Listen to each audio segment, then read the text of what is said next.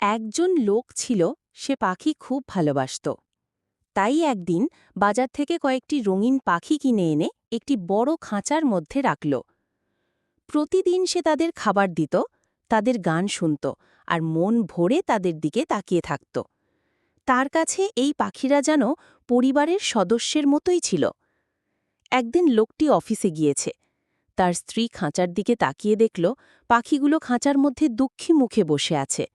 ডানা মেলতে পারছে না, আকাশে উড়তে পারছে না।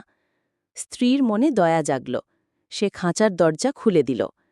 একে একে সব পাখি খুশি হয়ে ডানা মেলে উড়ে গেল নীল আকাশে। লোকটি অফিস থেকে ফিরে এসে খাঁচা ফাঁকা দেখে স্তব্ধ হয়ে গেল। সে অনেক কষ্ট পেল, কারণ সে তার পাখিগুলোকে খুব ভালোবাসত। কিন্তু স্ত্রী বলল, তুমি ভালোবেসে তাদের রেখেছ, কিন্তু সত্যিকারের ভালোবাসা হলো স্বাধীনতা দেওয়া। লোকটি চুপ করে গেল। তার চোখে জল এলো, কিন্তু মনটা ধীরে ধীরে শান্ত হয়ে গেল। সে বুঝতে পারল, যাদের আমরা ভালোবাসি তাদের স্বাধীনতাও আমাদের মতোই প্রয়োজন।